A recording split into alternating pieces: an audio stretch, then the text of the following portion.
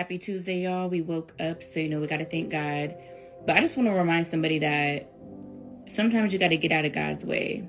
Sometimes we find ourselves trying to get ahead of God and trying to fix things that aren't meant to be fixed by us. God has a plan and God knows what he's doing. And sometimes we can get in the way of him and his works. Sometimes we got to decrease ourselves and increase him. Let him do it. Let him handle it.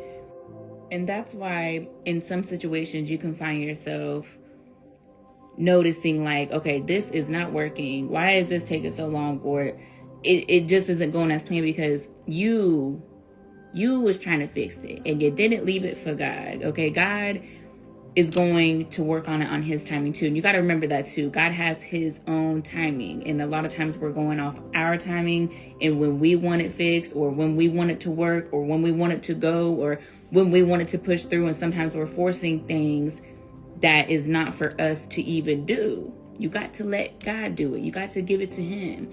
And in due time, you will see that. And that brings me to Isaiah 60:22. And he said, at the right time, I, the Lord, will make it happen. Always go back to that. Like when you're feeling anxious or when you're like, dang, why isn't this, I just feel like I'm in the same spot, or why isn't this being fixed, or why isn't this happening? Go back to that.